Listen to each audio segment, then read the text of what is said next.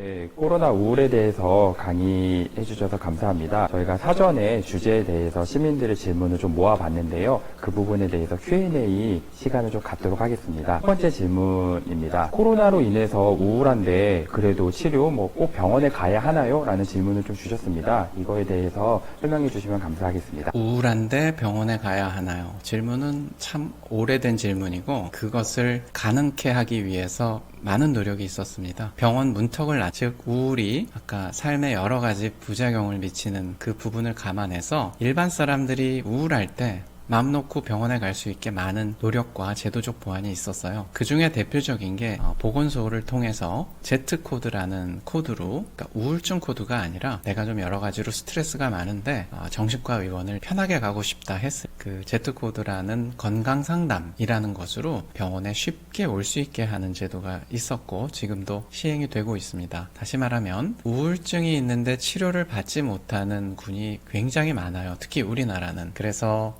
제대로 된 치료를 받지 못하고 그것이 사망에 이르는 경우도 많기 때문에 만약에 코로나 때문에 우울하다는 게 확실하다면 먼저 가장 가까운 가족에게 내가 병원에 가야 할 것 같은데 어떻게 생각해? 친구한테 야, 나 우울한데 어떻게 했으면 좋겠니? 일단 물어보세요. 또는 자기가 믿는 내과 선생님 또는 가정의학과 선생님 심지어 치과에 물어봐도 돼요. 선생님 제가 우울한데 어떻게 하면 좋겠어요? 하면 선생님이 간단한 것을 물어보고 또 우울한 내용이 좀 심하다 또는 깊은 상담이 필요하다 하면 그럼 정신과 상담을 하는 게 좋겠어 라고 조언을 줄 거예요. 또는 연결할 사람이 없다 하면 그럴 때는 옆에 있는 병원에 전화를 해서 일단 의향을 좀 물어보세요. 그러면 아마도 우리 병원은 스트레스 상담을 쉽게 받을 수 있는 3회까지는 아무 문제 없이 병원에 올 수 있는 방법이 있다고 안내를 잘 해줄 겁니다. 그래서 특별히 서울시에서는 처음 시작은 때 건강검진 프로그램으로 시작됐지만 지금은 내가 스트레스 때문에 우울하고 힘들어 상담받고 싶어요 하면은 좋은 그런 병원을 소개시켜 줍니다. 그래서 꼭 병원에 와서 편안하게 일단 상담을 하고 치료를 어떻게 할지는 같이 주치 선생님하고 상의하면 매우 만족스러울 것으로 생각합니다. 다음 질문 드리겠습니다.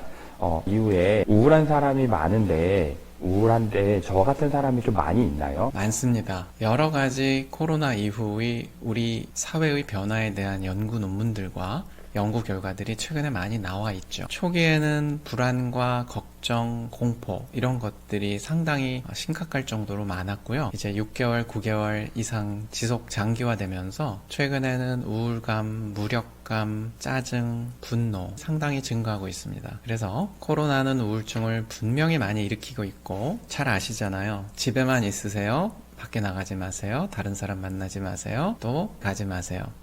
이 질문을 한 사람이 아마 젊은 분이라면 나 노래방 가고 싶은데 나 카페 가고 싶은데 나 친구랑 레스토랑에서 밥 먹고 싶은데 나 데이트하고 싶은데 나 쇼핑하고 싶은데 이런 욕구를 자연스럽게 잘 그동안 해결을 해왔는데 이게 막히잖아요.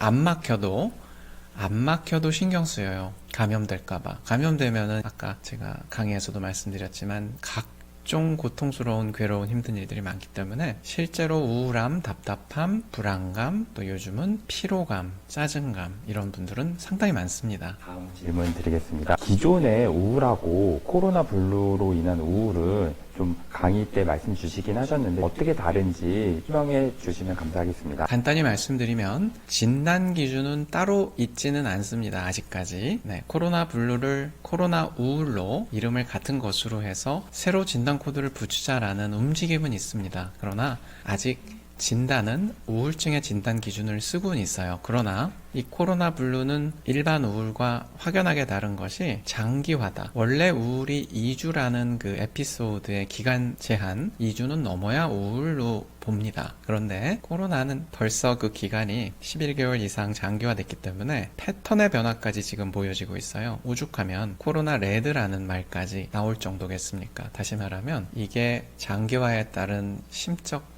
피해가 상당히 크다. 그래서 일반 우울증과 유사한 게 많지만 코로나 블루는 그 우울이 변화한다. 둘째, 훨씬 심하다.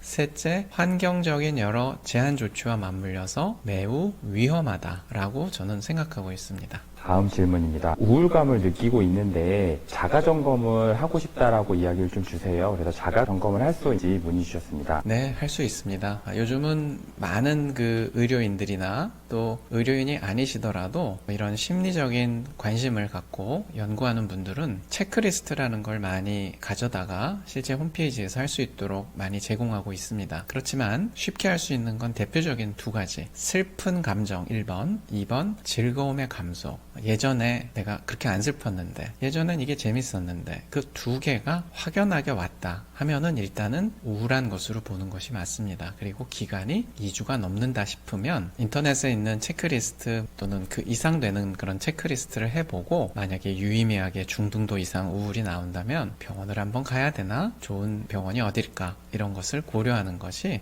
좋을 것으로 생각합니다. 네, 다음 질문입니다. 우울할 때 하면 도움이 되는 활동이 아까 있다라고 말씀 주셨고 설명해 주셨는데 그 부분을 다시 한번 정리해서 알려주시면 감사하겠습니다.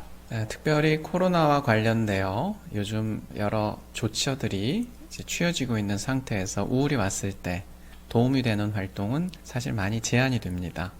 왜냐하면 일반적인 우울할 때 야외로 나가세요. 환경을 바꾸세요. 여행을 좀 해보세요. 또는 사우나에 가서 몸을 좀 풀어보세요. 헬스장에서 좋아하는 근력 운동을 하세요. 좋아하는 줄넘기나 또는 친구랑 할 수 있는 팀 활동을 해보세요. 이러한 일반적인 내용이 코로나 시대에는 조금 제한되거나 다르거든요. 그래서 요즘 코로나 지금 1.5단계입니다만 우울할 때 도움이 되는 것이라고 하면 안전하게 집에서 할 수 있는 첫 번째 운동, 안전하게 집에서 할 수 있는 두 번째 놀이, 세 번째 어떻게 하면 불필요한 공포 불안에서 벗어날 수 있을지. 가장 중요한 게 피하는 거라고 말씀드렸잖아요. 코로나 사망자 계속 쳐다보고 코로나 어느 지방에서 발생했는지 검색해서 보고 또 매일 긴급 문자 몰입해서 내가 어떻게 해야 될지 고민하고 이거에 너무 시간을 많이 할애하면 피해가 많습니다. 오히려 내가 좋아하는 독서, 내가 할 수 있는 집에서 스트레칭, 내가 집에서 좀 가볍게 할 수 있는 그림 그리기, 또 어떤 분이 미러볼 마이크를 사서 집에서 노래를 부르던데 그런 것도 도움이 된단 말이죠. 또 강아지 이름 부르세요. 해피, 미미, 하나 이렇게 불러서 같이 노세요. 기분 푸세요. 그리고 하소연하세요. 말을 못한다고 교감이 안 되지 않습니다.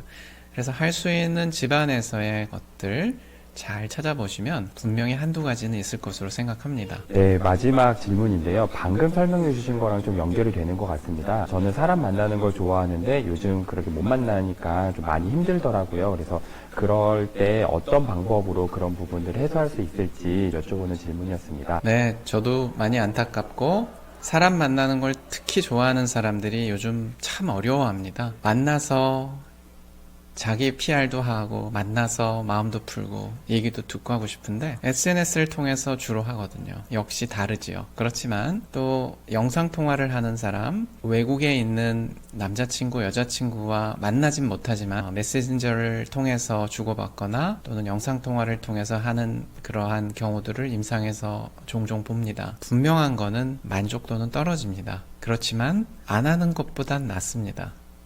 즉 현재 상황이 갈 수 없으니 만날 수 없으니 그거를 서로 인정을 해주고 배려해서 횟수를 줄여서 1단계일 때 가끔 한적하게 만나는 것도 괜찮고 그게 너무 힘들 때에는 우리가 요즘 회의도 인터넷을 통해서 하고 또 집담회도 인터넷을 통해서 직접 대면하지 않고 언택트 시대의 새로운 변화를 어렵지만 받아들이고 있거든요. 그래서 젊은 분이라면 미디어를 많이 활용해서 이런 모바일 기기를 활용한 방법을 활용하시고 도저히 안 될 때는 안전한 장소에서 서로 수칙 지키면서